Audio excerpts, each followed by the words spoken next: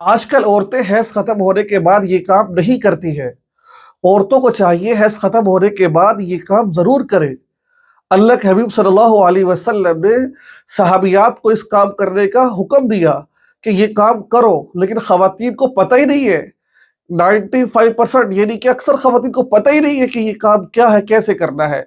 اگر میں حوالے کی بات کروں، صحیح مسلم، صحیح بخاری میں صحیح سند کے ساتھ یہ حدیث موجود ہے۔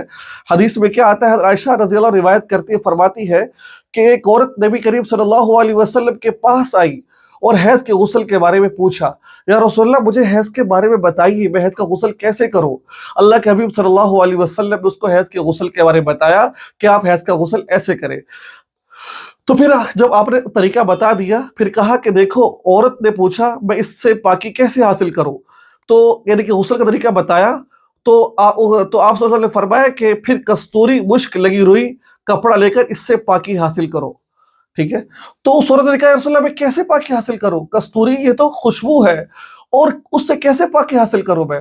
تو حضرت عائشہ فرماتی ہے کہ میں نے اس کو اپنی طرف کھینچ لیا، تو میں نے اس سے کہا کہ حدیث کا مفہوم ہے کہ جس جگہ سے حیض کا خون نکلتا ہے، کوئی روئی لے کر اس پہ کستوری لگا کر وہاں پر اس جگہ سے خون کو صاف کرو۔ یہ حدیث کا مفہوم آپ کے سامنے عرض کرو تاکہ خون کا اثر زائل ہو جائے، صاف ہو جائے۔ اب اس حدیث سے ہمیں کچھ سبق ملتے ہیں۔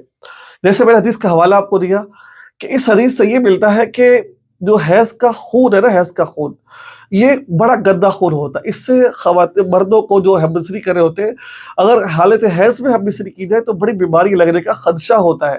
یہ آپ حقیقت بتا رہا ہوں میں، مجھے کئی ایسے فون آ رہے ہوتے ہیں، ہم نے حالت حیض سے بیوی کے ساتھ جماع کیا، ہمارے جو شرمگاہ میں یہ بیماری پیدا ہوگی، نلوں میں یہ بیماری پیدا ہوگی، بہت ایسے فون آ رہے ہوتے ہیں۔ اس بات کی طرف اشارہ ہے کہ گندا خون جب لگا ہو تو ہم نثری نہیں کرنی چاہیے۔ وَيَسْأَلُونَكَ عَنِ الْمَحِيضِ قُلْ هُوَ أَذًى فَاعْتَزِلُوا النِّسَاءَ فِي الْمَحِيضِ۔ وہ لوگ آپ سے سوال کرتے ہیں حیض کے بارے میں، آپ ان سے کہیے کہ حالت حیض میں بیوی کے ساتھ جماع کرنا جائز نہیں ہے۔ میں مفہوم عرض کر رہا ہوں اس آیت کا۔ اور دوسرے نمبر پر یہ کہ عورت کو چاہیے شوہر کے لیے پاک صاف ہو کر رہے۔ کو خون کی بدبو آ رہی ہوتی ہے، بعض دفعہ عورتیں کیا کہتے ہیں، حالانکہ غسل سے پہلے میاں بیوی کا تعلق قائم کرنا جائز ہے۔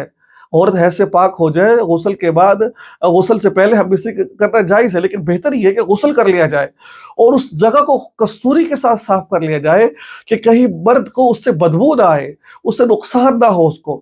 دیکھو ہمارے اسلام نے اس جہاں تک بتایا ہے کہ عورت کو اپنے شوہر کے لیے اس قدر تیار ہونا چاہیے، حالانکہ وہ جگہ ناپاک جگہ ہوتی ہے، وہاں خوشبو لگانے کی کیا ضرورت ہے؟ لیکن اللہ کے حبیب نے فرمایا کہ اس جگہ کو بھی روئی کے ساتھ صاف کرو، کستوری کے ساتھ صاف کرو، کہیں اس کا جو ہے نا ناپاکی کا وہ بدبو وغیرہ نہ ہے، خون وغیرہ لگا نہ رہے۔ تو آج آپ دیکھ لیجئے خواتین کیا کر رہی ہوتی ہے، پتہ ہی نہیں ہے کہ شوہر کے لیے کچھ چیزیں ایسی ہیں جو عورت کے لیے جائز نہیں ہے، لیکن اگر وہ اپنے شوہر کے لیے کرتی ہے، اس کی وہ اجازت ہوتی ہے اس کو وہ کام کرنے کی۔ تو لہٰذا میرے بھائیوں، دوستوں اور بزرگوں، میرے بہنوں، پردے مسترنے والے غیور ماں بہنوں، ہمیشہ اپنے آپ کو اپنے شوہر کے لیے پاک صاف رکھیں تاکہ آپ کا شوہر کا رجحان دوسری عورتوں کی طرف نہ ہو، تاکہ آپ کے شوہر کا میلان دوسری عورتوں کی طرف نہ ہو، تاکہ آپ کا شوہر دوسری طرف مائل نہ ہو۔ تو اگر آپ ان باتوں پر، حدیث پر عمل کریں گی، ان باتوں پر عمل کریں گی، انشاءاللہ العزیز آپ کا گھر بھی بسا رہے گا اور اللہ تبارک و تعالیٰ آپ کے لیے آسانیاں بھی پیدا فرمائیں گے۔ اگر آپ کو کچھ بھی ویڈیو سے دیکھ کر سیکھنے کو ملا ہے، درخواست اس ویڈیو کو آگے شیئر ضرور کریں، اور یہ بھی درخواست ہے کہ آپ جو چینل کو سبسکرائب ضرور کیجیے گا۔ السلام علیکم و رحمۃ اللہ وبرکاتہ۔